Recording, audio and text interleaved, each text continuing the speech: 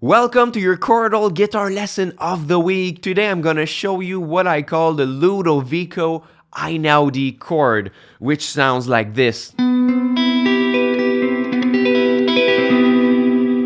This is a chord used in his song Una Mattina that I covered on my channel a few months ago. This is usually for piano, but I made an ambient guitar arrangement that sounds like this.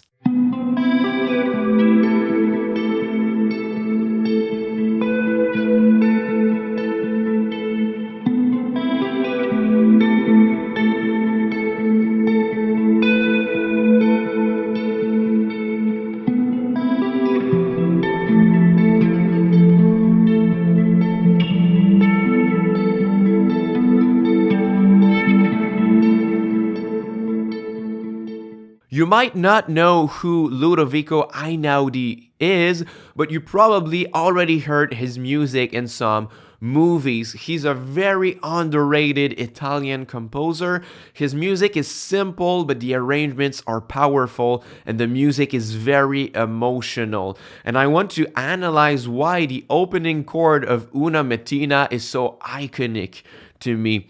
So the song starts with this chord, right? And then it follows with an A sus2 chord.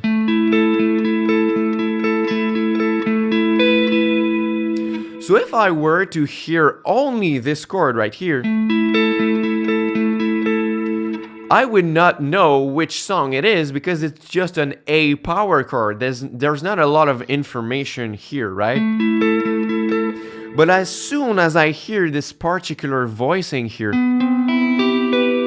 I instantly recognize that it's an Einaudi song because there's something unique about this voicing. So what is so special about that chord?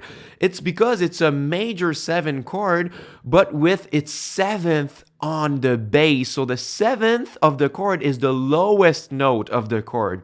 And usually this is a big no-no for composers because this is a very unstable version of that chord.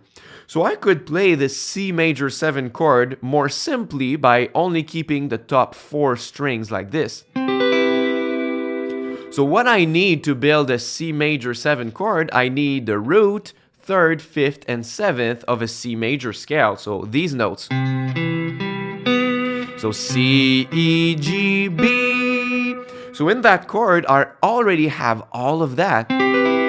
My C, my root, is the lowest note on the 4th string. My E, my 3rd, is as the open E string. And then I have my G and my B in the inside voicing. So I have a very pretty voicing of a C major chord. C major 7 chord, sorry. And then what Einaudi is doing is that he doubles the 7th note to have 1 as the bass note under it, the lowest note.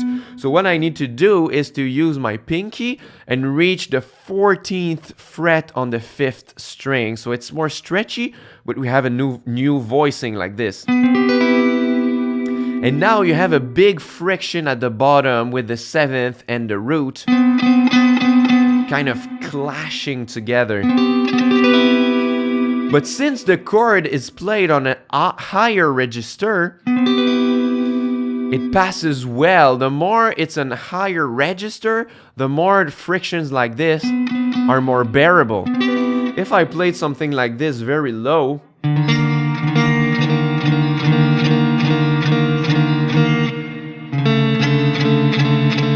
this would be too muddy, right? So this is the perfect kind of register for it.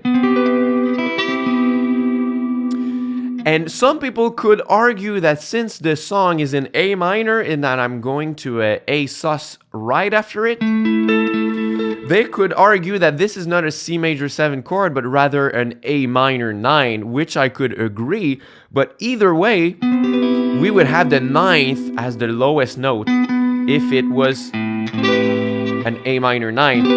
So the 9th is not more stable than the major 7th as the bass note here. So this is a bold move, but this made this song more recognizable. And we could use this concept in new ways, because if we just copy that chord, this would sound a little bit too much like it, and you could use it only in a C major or A minor tonality, which is not very practical. So what we can do is take any major 7 voicing that we know and swap the root and the 7th together so that the 7th is the lowest note as the bass and that we still keep the root inside the voicing of the chord.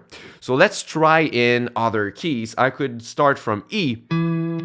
So I build one shape of major 7 that I know. So this is an E major 7 chord and all the notes are in order. 1, 3, 5, 7. Right here. So what I have to do is swap the root and the 7th, which are at the top and bottom. So this root needs to go down and this 7th needs to go up. So instead of having this friction, we have this friction like this, and we keep the same notes in the middle. So our new voicing of E major 7 is like this. It's more unstable, right? Because we don't have the E at the bottom anymore. The E is at the top now. So for sure, if we dwell on that chord, this is going to sound weird.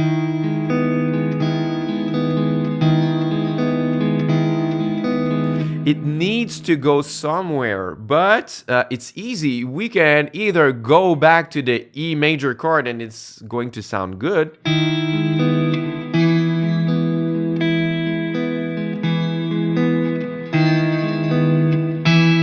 Or we can go to the relative minor chord of E major, which is C sharp minor. So this would sound good too.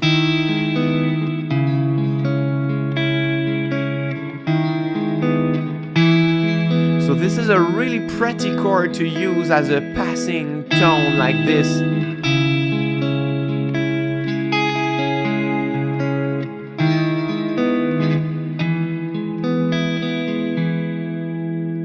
So by having this voicing with the 7th at the bottom, it makes a friction and a tension that is so big that it needs to resolve somehow. When the root is at the bottom and the 7th at the top, we can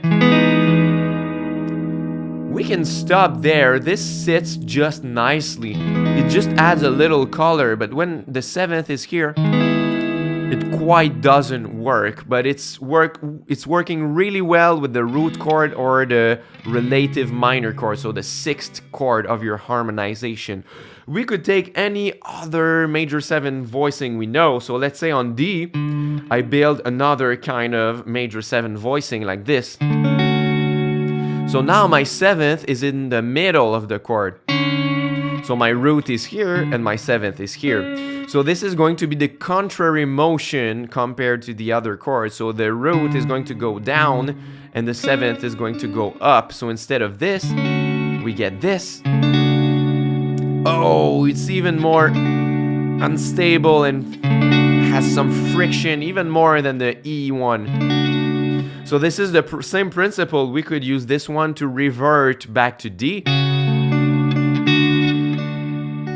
Or we could go to the relative minor, which is the 6th chord in a D major harmonization, which would be B minor. So we could use...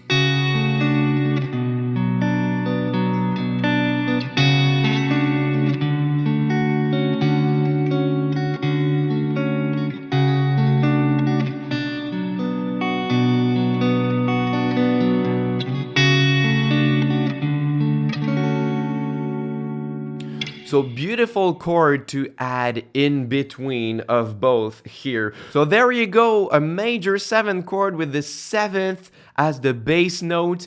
This is usually not following the rules, but I'm glad some composers like Einaudi are breaking the rules so we can find some beautiful things like this. So thank you very much for watching my lesson. If you want to learn more about chords on guitar, I have a free course on my website. You just need to click on the first link in the description box. In this course, I am teaching about spread triads, which are really beautiful chords.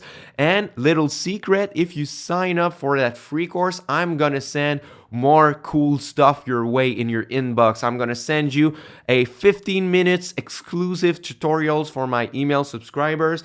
I'm going to send you a chart of my favorite chords and more cool stuff. So sign up for the free course and get your bonuses by clicking on the first link in the description box. Thank you very much, and until next time, au revoir.